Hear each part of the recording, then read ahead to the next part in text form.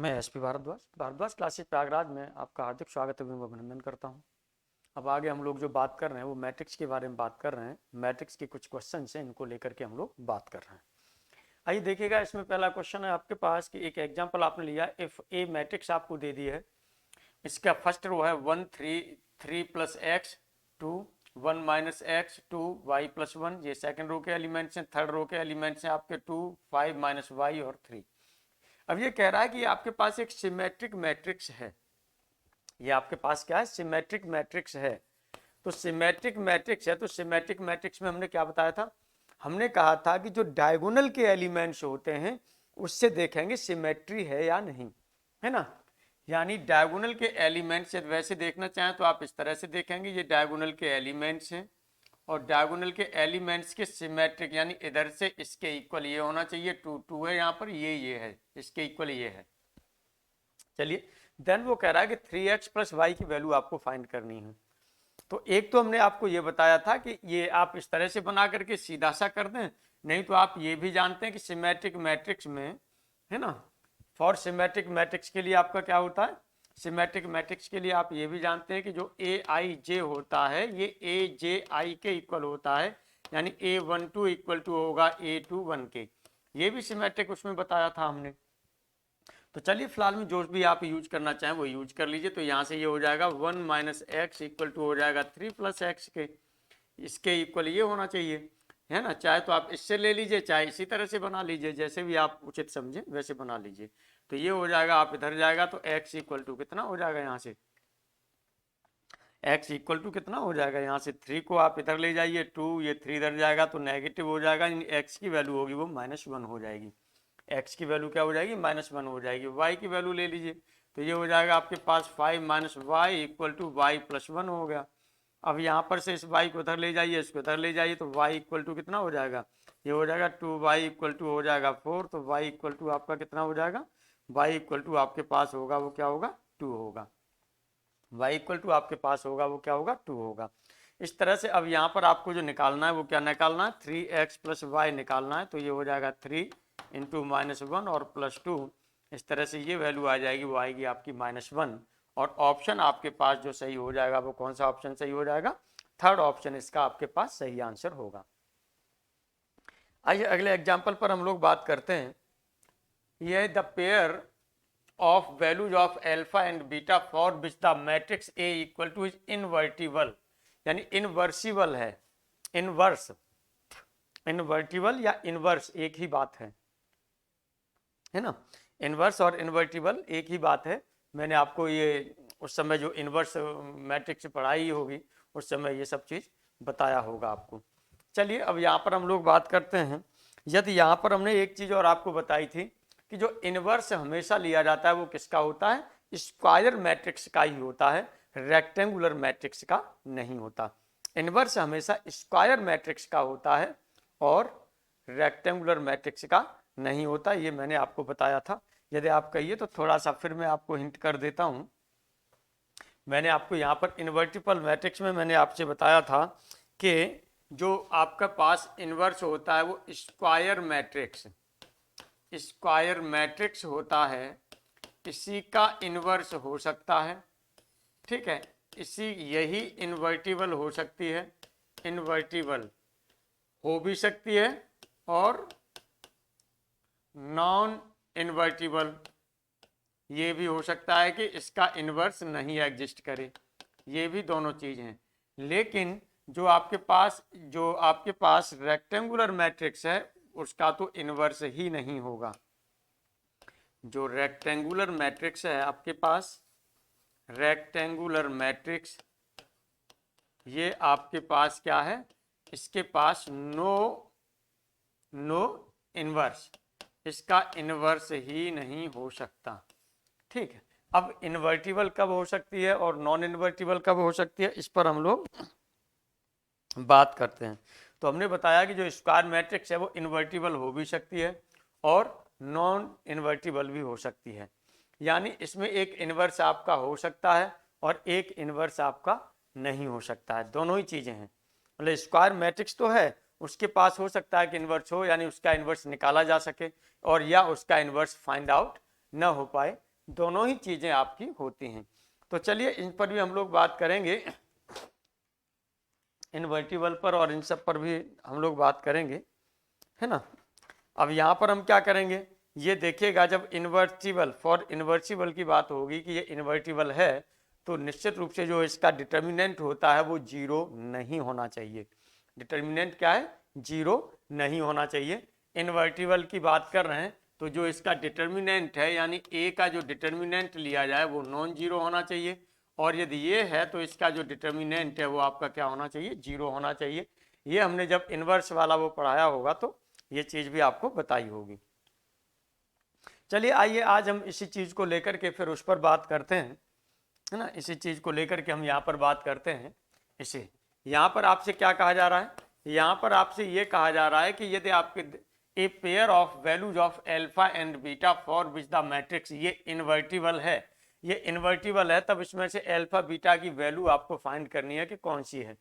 तो इसका मतलब ये सीधा सा है कि इन्वर्टिबल की बात कर रहा है, तो निश्चित रूप से जो मोड, यहाँ से हम डिटर्मिनेंट ले लें, यहाँ से इसका क्या कर लें, डिटर्मिनेंट ले लें, क्योंकि वो कह रहा है कि for which the matrix is invertible, invertible के लिए लेंगे तो निश्चित रूप से जो डिटर्मिनेंट ऑफ ए होगा वो जीरो नहीं होगा, अभी हमने बताया था। तो ये नॉन जीरो होना चाहिए, नॉन जीरो होना चाहिए, तो इसका डिटर्मिनेंट ले लीजिए। डिटर्मिनेंट कितना हो जाएगा, ये हो जाएगा एल्फा हो गया 1 हो गया 2 0 2 बीटा, और ये हो गया 1 3 6, ये आपने डिटर्मिनेंट लिया इसका, और ये कहा जा रहा है कि नॉन जीरो होना चाहिए, नॉन जीरो कर लीजिए। नॉन जीरो के लिए यहाँ से डिटर्मिनेंट आप निकालना चाहें तो पहले इसको ब्रेक कर लीजिए, यहाँ से देखिएगा इसको इस तरह से करेंगे तो ये आपके पास क्या हो जाएगा, ये हो जाएगा आपके पास एल्फा, और ये होगा 12, और ये हो जाएगा आपके पास -3 बीटा, ये 12 -3 बीटा हो गया। चलिए माइनस दूसरा आपने ले लिया 1, और जब हम 1 के लिए लेते हैं तो ये बंद करेंगे, ये हो जाएगा आपके पास 0 - बीटा, ये हो जाएगा 0 - बीटा, है ना। तीसरा आपके पास क्या होगा, +2 हो गया, वो दोनों करके कर सकते हैं, इधर से इधर भी लगा के कर सकते हैं, जैसे आपकी इच्छा हो उस तरह से आप कर सकते हैं। तो ये हो जाएगा 2 और 0 - 2, 0 - 2, और नॉन इक्वल टू कह रहा है 0 होगा। यहाँ से अल्फा का अंदर ले जाइए तो ये 12 अल्फा होगा, -3 अल्फा बीटा हो जाएगा। यहाँ से प्लस आपके पास ये बीटा है, और यहाँ से है आपके पास ये -4 इक्वल टू 0 है। यहाँ से अब आप देखते हैं तो यहाँ से 4 अल्फा आपका, ये 3 अल्फा कॉमन हो सकता है, 3 अल्फा कॉमन ले लिया, यहाँ से बचेगा 4 - बीटा, यहाँ 4 - बीटा बच रहा है तो यहाँ से भी -1 कॉमन ले लीजिए, ये भी आपके पास यहाँ पर हो जाएगा 4 - बीटा इक्वल टू 0। अब यहाँ से आप देखेंगे तो ये आपका क्या निकल के आएगा, 4 - बीटा, 4 - बीटा आपने ले लिया, दूसरे ब्रैकेट में हो जाएगा आपके पास 3 अल्फा -1, ये होगा, और ये कहा जा रहा है नॉन जीरो के इक्वल था, सॉरी, तो यहाँ नॉट जीरो लगाइए, तो इक्वल टू कहा जा रहा है कि ये नॉन जीरो है। नॉन जीरो तो और इसे लिखना चाहें तो एक यहाँ से आप क्या कर सकते हैं, यहाँ से निकालेंगे तो बीटा नॉट इक्वल टू 4 होगा, और यहाँ से लेंगे तो एल्फा की वैल्यू नॉट इक्वल टू 1/3 होगी। अब देख लीजिएगा इसमें से कौन सा ऑप्शन सही आ रहा है। वो पहले ऑप्शन में कह रहा है कि एल्फा की वैल्यू 1/3 होनी चाहिए, लेकिन यहाँ एल्फा की वैल्यू 1/3 नहीं होनी चाहिए, नहीं होनी चाहिए, तो पहला ऑप्शन नहीं हो सकता। सेकंड ऑप्शन में क्या कह रहा है, वो कह रहा है एल्फा की वैल्यू 1 होनी चाहिए, चलिए तो ये नहीं होनी चाहिए, ये तो वैलिड है। अब लेकिन बीटा की वैल्यू कह रहा है 4 है, लेकिन ये कह रहा है बीटा की वैल्यू 4 होनी ही नहीं चाहिए, नहीं होनी चाहिए, इसका मतलब ये भी गलत हो गया। इसमें आए तो एल्फा की वैल्यू कहा जा रहा है कि एल्फा की वैल्यू 1 है, तो चलिए 1/3 नहीं होनी चाहिए, बाकी का पॉसिबल है। बीटा की वैल्यू आपकी क्या नहीं होनी चाहिए, बीटा की वैल्यू 4 नहीं होनी चाहिए, बाकी का चाहे जो हो, तो ये दोनों ही वैलिड हैं। तो alpha equal to 1, beta equal to 5, यही आपका सही आंसर होगा। आगे भी हम लोग देख लेते हैं, यहाँ से कह रहा है कि एल्फा की वैल्यू 1/3, तो ये 1/3 होनी नहीं चाहिए, बीटा की वैल्यू 4, ये भी नहीं होनी चाहिए, तो ये भी नहीं होगा। इस तरह से देखेंगे आपके पास जो इसका ऑप्शन सही है वो कौन सा ऑप्शन सही है, थर्ड ऑप्शन सही आंसर है। आइए अब हम लोग आगे बात करते हैं अगले इस पर। ये हमने यहाँ पर ले लिया कि एक हमारे पास ये मैट्रिक्स दी गई है, ये दी गई है, इसमें से x की वैल्यू फाइंड करनी है। तो इसके लिए पहले हम क्या करते हैं, या तो यहाँ पर देखेगा इसका इसके साथ मल्टीप्लाई करें, या पहले इसका इसके साथ मल्टीप्लाई कर लें तब कर लें, है ना। तो कुल मिलाकर के यहाँ पर आपको जो करना है वो क्या करना है, मल्टीप्लीकेशन करना है। जैसे मल्टीप्लिकेशन करने का एक हमने सिंपल तरीका भी बताया था, शॉर्ट भी वैसे आराम से आप कर सकते थे। तो यहाँ से लेंगे तो ये पहला आपका क्या हो जाएगा, जो पहला कॉलम है इसके साथ में मल्टीप्लाई करेंगे तो ये कितना हो जाएगा, ये हो जाएगा आपके पास, ये होगा 2x और माइनस हो जाएगा 9। पहला कॉलम है वो कितना हो जाएगा 2x माइनस आप क्या कर सकते हैं 9 कर सकते हैं। ये पहले कॉलम में तो 2x माइनस 9 आपने कर दिया। दूसरा क्या होगा, इससे मल्टीप्लाई करेंगे तो इससे कितना हो जाएगा, ये हो जाएगा 4x, ये 4x हो गया, ये हो गया। अब यहाँ पर जो बचा इसका मल्टीप्लाई इससे हो गया, अब ये x और ये 8 ये और बच रहा है, इक्वल टू आपका क्या हो गया 0 हो गया। इसका मल्टीप्लाई करिए यहाँ पर, तो इसका मल्टीप्लाई किसके साथ होगा, इसके साथ में होगा। यहाँ पर देखिएगा ये क्या हो रहा है, 2 क्रॉस 1 का है और ये 1 क्रॉस 2 का है। तो यहाँ से जो मिलना चाहिए ये आपके पास ये है, ये 1 क्रॉस 2 है और ये आपके पास 2 क्रॉस 1 है, तो 1 क्रॉस 1 का मिलेगा। तो यहाँ से हो जाएगा आपके पास 2x स्क्वायर हो जाएगा माइनस 9x होगा और प्लस हो जाएगा 32x, ये हो गया, और इक्वल टू जो होगा आपके पास क्या होगा 0 होगा। तो यहाँ पर देखिएगा ये 1 क्रॉस 1 का बचा, यहाँ पर एलिमेंट ये 0 ही होगा, तो ये हो जाएगा 2x स्क्वायर आप यहाँ कर सकते हैं, ये हो जाएगा आपके पास प्लस 23x और इक्वल टू हो जाएगा 0। तो एक हो जाएगा x और एक हो जाएगा आपके पास 2x प्लस 23 इक्वल टू 0। तो एक तो x की वैल्यू यहाँ से 0 शो करेगा और एक माइनस 23/2 शो करेगा। अब देखिएगा इसमें से जो भी वैल्यू होगी -23/2 -23/2 यानी ऑप्शन आपके पास सही है, वो फोर्थ ऑप्शन इसका क्या है, सही आंसर है। फोर्थ ऑप्शन इसका सही आंसर है। आइए आगे हम लोग बात करते हैं, और यहाँ पर है इफ a इक्वल टू ये दे दिया है आपको, देन 19a इनवर्स की वैल्यू यहाँ से फाइंड आउट करा रहा है कि 19a इनवर्स की वैल्यू आपकी क्या होगी। तो इसके लिए आपने पढ़ा था, इनवर्स मैट्रिक्स जब पढ़ाया था तो वहाँ पर हमने क्या बताया था, हमने कहा था कि जो a इनवर्स होता है, a इनवर्स इक्वल टू क्या होता है, वो होता है एडजॉइंट ऑफ a,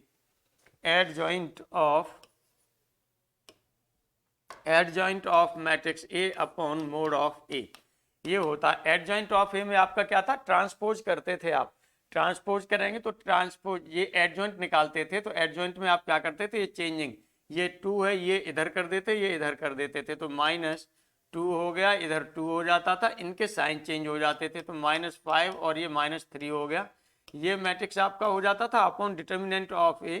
यहाँ से डिटर्मिनेंट की वैल्यू करेंगे तो -4 हो जाएगा और कितना हो जाएगा ये -15, तो ये हो जाएगा -19 ये हो गया। अब आपसे कहा जा रहा है कि 19a इनवर्स कितना हो जाएगा, फिर 19a इनवर्स इक्वल टू कितना हो जाएगा, ये हो जाएगा 19 अपॉन हो जाएगा -19 और ये हो गया आपके पास -2 -3 -5 और ये हो गया आपके पास 2।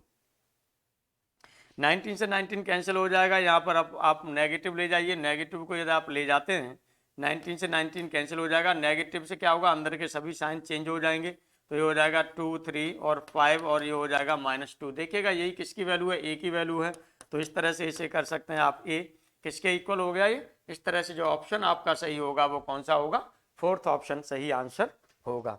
फोर्थ ऑप्शन आपका इस पर क्या होगा, सही आंसर होगा। अब आपसे कहा जा रहा है one solution of the system of equations, ये सिस्टम दिया, इक्वेशंस का एक सिस्टम दे दिया है आपको, है ना, यानी वही ax इक्वल टू बी या ax equal to 0 homogeneous system दे दिया है आपको। इस तब इसमें से कहा जा रहा है कि x की वैल्यू क्या होगी, ये आपको फाइंड करना है, ये x की वैल्यू क्या होगी ये फाइंड आपको करना है। चलिए सॉल्यूशन पर यहाँ पर हम लोग बात करते हैं, यहाँ पर हम लोग सॉल्यूशन पर बात करते हैं। One solution of the system, इस सिस्टम का एक सॉल्यूशन आपको निकालना है कि क्या होगा। तो इसके लिए आप क्या करेंगे, देखिए हमारे पास यहाँ पर हम देख रहे हैं ये हमारे पास मैट्रिक्स है, इसमें हमें ऑपरेशंस लगाना होगा, है ना, और वैल्यूज निकालने के लिए ऑपरेशंस हमें लगाना होगा। ऑपरेशन लगाने के लिए यहाँ पर देख रहे हैं 6 और 6 12 हो जा रहा है, 3 4 5 ये भी 12 हो रहा है, 4 ये भी 12 हो रहा है। इसका मतलब ये है कि हम R1 में R2 R3 तीनों को जोड़ दें तो ऊपर वाला जो हमारा रो होगा उसके एलिमेंट सभी सेम हो जाएंगे और एक क्या हो जाएगा उसमें से कॉमन हो जाएगा, बाहर हो जाएगा तो फैक्टर के फॉर्म में हो जाएगा, है ना। चलिए तो यहाँ पर हम क्या करते हैं, यहाँ पर एक ऑपरेशन हम लगाते हैं और यहाँ पर ऑपरेशन में रखेंगे, वो चेंजिंग ले रहे हैं हम R1 पर, और ये इस तरह से चेंजिंग ले रहे हैं कि R1 plus R2 plus R3, ये चेंजिंग ले रहे हैं हम। यदि यहाँ पर ये हम चेंजिंग लेते हैं तो यहाँ पर आपके पास क्या हो जाएगा, ये हो जाएगा, यहाँ पर जोड़ दीजिए इसको, तो ये हो जाएगा 6 माइनस एक्स, ये 6 और 6 ये 12 माइनस एक्स हो जाएगा, और यहाँ पर भी आपके पास 12 माइनस एक्स होगा, और उधर भी आपके पास 12 माइनस एक्स होगा। बाकी का यहाँ पर आपके पास 3 है, यहाँ 4 माइनस एक्स है, यहाँ पर 5 है, और यहाँ पर आपके पास 3 है, ये 5 है, और ये 4 माइनस एक्स है, ये है आपके पास, और ये इक्वल टू आपने ले लिया 0।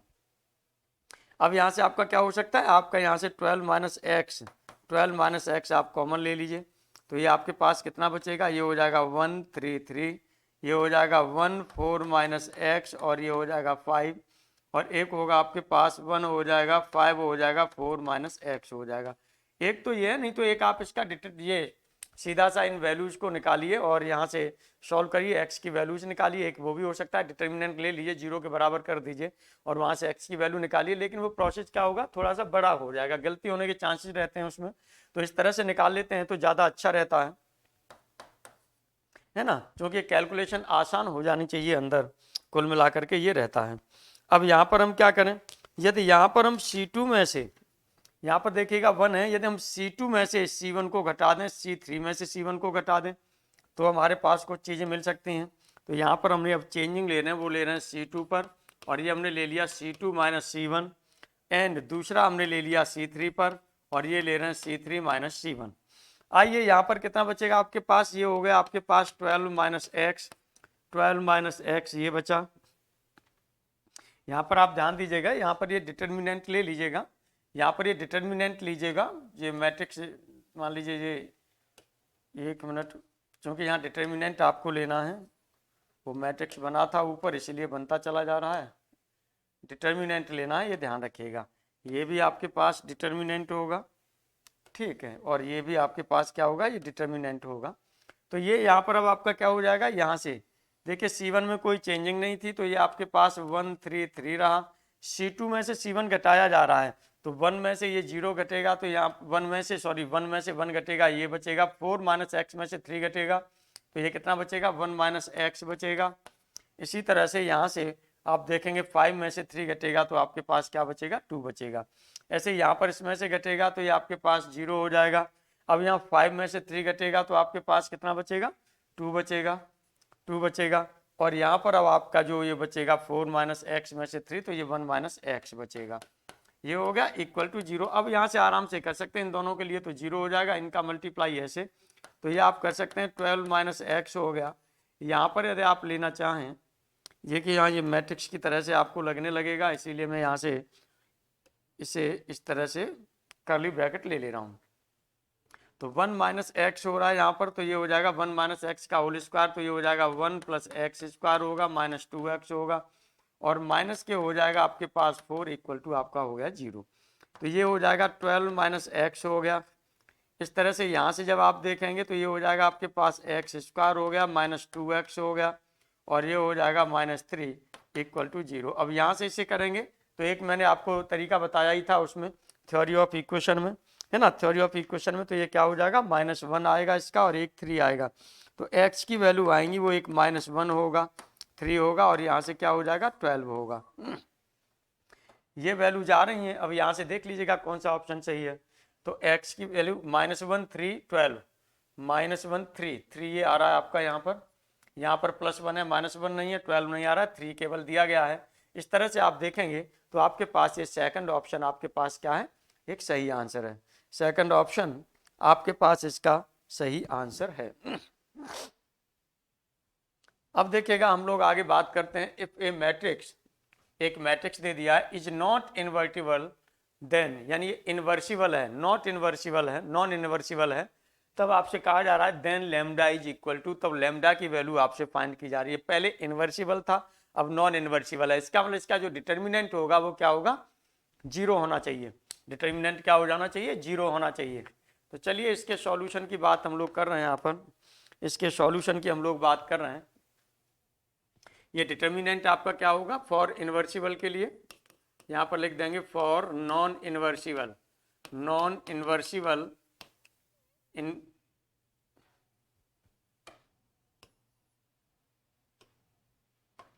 नॉन इन्वर्सिबल के लिए आपका क्या होगा, ये जो डिटर्मिनेंट ऑफ ए होगा वो आपका क्या होगा, 0 होगा। तो यहाँ से आप ले लेंगे, ये हो जाएगा आपके पास 0 1 -2, पहली रो लिख दी। सेकंड रो में आपके पास -1 0 3 है। थर्ड रो में है आपके पास लेमडा -3 एंड 0 और इक्वल टू आपके पास हो गया, वो क्या हो गया, 0 हो गया। अब यहाँ से इसको निकाल दीजिए आप चाहें तो, यहाँ से आप इसका जो है निकाल दीजिए, लेमडा की वैल्यू यहाँ से पता चल जाएगी। पहला चलिए हमने यहाँ पर क्या ले लिया, और इसे सिंपलीफाई लेना चाहें तो आप आराम से यहाँ पर तो लेमडा लगाएंगे और यहाँ पर आप क्या करेंगे, यहाँ पर 0 लगाएंगे, इधर ये -2 लगाएंगे, इधर 0 लगाएंगे। अब आराम से कर सकते हैं। पहले आप कैसे करते हैं, इस तरह से करेंगे तो ये 0 हो जाएगा, फिर आप इस तरह से करेंगे तो ये कितना हो जाएगा, +3 लेमडा हो जाएगा। फिर इस तरह से करेंगे तो कितना हो जाएगा, ये -3 दूनी 6 6 हो जाएगा। अब आप ऐसे करते हैं तो ये नेगेटिव में आता है, ये नेगेटिव में करेंगे 0 हो जाएगा, ये नेगेटिव में करेंगे तो ये भी आपके पास क्या होगा, 0 होगा। यहाँ से देखिएगा एक, अब आप ये भी नेगेटिव में करेंगे तो ये भी आपके पास -0 होगा, इक्वल टू 0 की बात की जा रही है। तो 3 लेमडा इक्वल टू 6 हो गया। तो लेमडा की वैल्यू यहाँ से देखेंगे तो आपके पास क्या आ जाएगी, 2 आएगी। तो इस तरह से देखेंगे आपके पास जो ऑप्शन सही है वो कौन सा ऑप्शन सही है, फोर्थ ऑप्शन सही आंसर है, फोर्थ ऑप्शन सही आंसर है।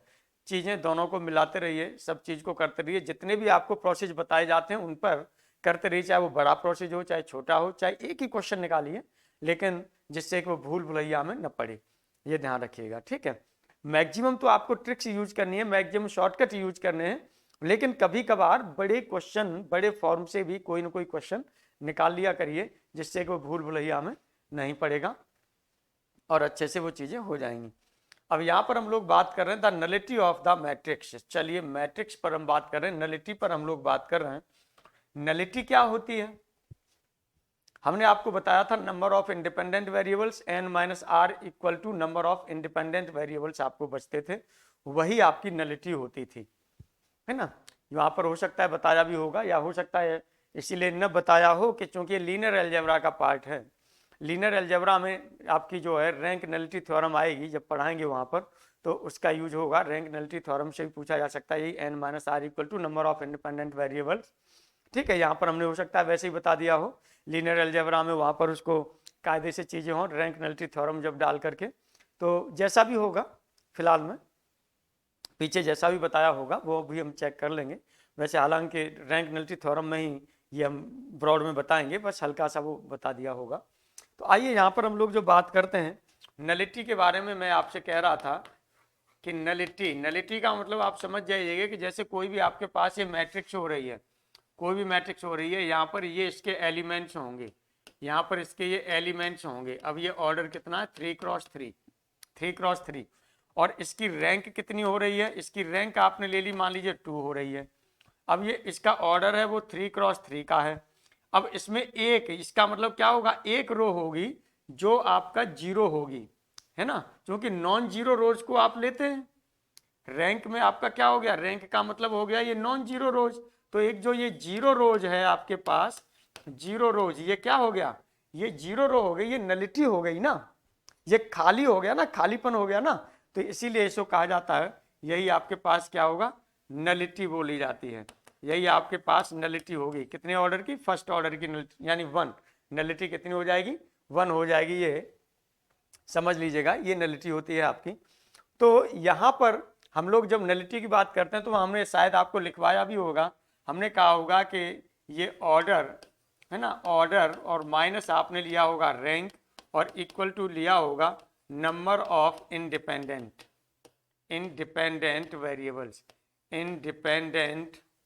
वेरिएबल्स, ये इस तरह से कुछ हो सकता है आपको लिखाया गया हो। तो कहने का मतलब ऑर्डर ये 3 है इसका और रैंक आपके पास 2 आ गई, तो इसमें 1 हो गया, तो इसकी नलिटी क्या हो जाएगी, 1 हो जाएगी। नलिटी क्या हो जाएगी, 1 हो जाएगी, या नंबर ऑफ इंडिपेंडेंट वेरिएबल्स आपका क्या हो जाएगा, 1 हो जाएगा। ये आपकी नलिटी होती है, ये आपको ध्यान रखना है। तो चलिए इसी पर हम लोग जो बात करते हैं, नलिटी पर हम लोग बात कर लेते हैं। तो नलिटी में अब आपका यहाँ पर क्या हो रहा है, चलिए ये एग्जाम्पल जो आपने लिया वो लिया if the nullity of the matrix is, यानी इस मैट्रिक्स की नलिटी 1 है, इस मैट्रिक्स की नलिटी क्या हो रहा है 1 हो रही है। तो चलिए सॉल्यूशन यहाँ पर नलिटी 1 है, इसका मतलब जो नंबर ऑफ नलिटी का मतलब आपका क्या हो गया 1 हो गया। तो यहाँ पर जो आपके पास हो रहा था वो क्या हो रहा था n minus R equal to आपकी क्या हो रही थी नलिटी हो रही थी, है ना, खालीपन हो रहा था। n 3 ऑर्डर है यहाँ पर देख रहे हैं। अब रैंक और यहाँ पर r रह गया, नलिटी दे रहा है 1 है, तो n माइनस आर ये हो गया, तो r की वैल्यू कितना हो जाएगा 2 हो जाएगी। तो इसका मतलब जो इसकी जो रैंक है वो रैंक तो आपके पास क्या होगी 2 होगी। पूछ क्या रहा है द नलिटी ऑफ मैट्रिक्स इतना, k की वैल्यू पूछ रहा है, k की वैल्यू पूछ रहा है, k की वैल्यू क्या है रैंक 2 है, और ये कितने का है आपका 3x3 का है। इसका मतलब रैंक 2 है, तो निश्चित रूप से जो पहला जो होगा ये इसका डिटर्मिनेंट वो क्या होना चाहिए 0 होना चाहिए, क्योंकि नॉन जीरो माइनर से यदि हम लेते तो वो उसकी रैंक हो जाती थी। अब वो कह रहा है कि रैंक इसकी 3 नहीं है, रैंक 2 है, रैंक 2 है, इसका मतलब जो 3x3 का जो हमारे पास इसका डिटर्मिनेंट होगा वो निश्चित रूप से क्या होगा 0 होना चाहिए। फिर तो यहाँ पर हम करेंगे, यहाँ पर आपका क्या हो जाएगा ये 0 होना चाहिए। तो इसीलिए आप यहाँ पर क्या कर सकते हैं, ये आप लिखेंगे k हो गया 1 हो गया 2 हो गया 1 माइनस 1 माइनस 2 और 1 1 4, ये डिटर्मिनेंट आपका क्या होना चाहिए 0 होना चाहिए। अब यहाँ से इसकी वैल्यू आपको निकालनी है, तो आप क्या करेंगे यहाँ पर k बढ़ा दीजिए, यहाँ 2 बढ़ा दीजिए, यहाँ 4 बना दीजिए, यहाँ 1 कर दीजिए। अब आप लेंगे तो ये कितना हो जाएगा, यहाँ से आप लेंगे ये कितना हो जाएगा, ये हो जाएगा माइनस के 4k हो गया। अब आप इसे लेंगे तो ये कितना हो जाएगा, ये प्लस के आपके पास 2 हो जाएगा। अब इसे लेंगे तो ये कितना हो जाएगा, ये माइनस का 2 हो गया। अब आप इसे लेंगे तो ये नेगेटिव नेगेटिव नेगेटिव पॉजिटिव हो जाएगा, प्लस के 2 होगा। यहाँ से ये माइनस के 4 हो जाएगा, और यहाँ से जब आप देखेंगे ये देखेंगे तो ये माइनस माइनस ये प्लस, तो ये हो जाएगा प्लस के 2 के इक्वल टू हो जाएगा 0। अब यहाँ से ये हो जाएगा -2 के इक्वल टू -2 से ये 2 कैंसिल हो जाएगा, यहाँ से आपका कितना हो जाएगा -2 के लिया, ये हमने उधर कर दिया तो 2 हो गया। तो k की वैल्यू आपकी कितनी हो जाएगी -1, k की वैल्यू आपके पास कौन सी हो जाएगी -1 हो जाएगी। तो इस तरह से देखेंगे आप ऑप्शन आपके पास जो सही है वो कौन सा आंसर ऑप्शन सही है, 4th ऑप्शन आपके पास सही आंसर है। इस तरह से ये चीज़ें आपकी क्लियर होती हैं, और अच्छे से इन सब चीज़ों को बना करके चलिए। क्योंकि नलिटी की भी हम लोग बात करेंगे तो ये आपका क्या होता है, एक वैसे ट्रांसफॉर्मेशन होता है। रैंक ऑफ टी जो होता है वो रैंक ऑफ टी आपका क्या होगा, यानी जो भी दे दिया जाएगा ट्रांसफॉर्मेशन की एक रैंक की बात होती है। यहाँ पर जो हम निकालते हैं वो रो टी निकालेंगे ट्रांसफॉर्मेशन की, यानी रैंक लेंगे, और उसमें से क्या करते हैं यही जो रैंक होती है वही आपकी क्या होती है डायमेंशन होती है। और डायमेंशन किसकी होती है, रेंज की, किसकी, जो टी मैप ले रहे हैं हम उस टी मैप की रेंज की डायमेंशन होती है। तो डायमेंशन पर जब हम लीनियर अलजेब्रा में चलेंगे तो थोड़ा सा इस पर भी हम लोग बात कर देंगे मैट्रिक्स के बारे में, वो कोई प्रॉब्लम वाली बात नहीं है। 2-4 एग्जाम्पल वहाँ पर भी मैट्रिक्स के उठा लेंगे। चलिए, थैंक यू वेरी मच।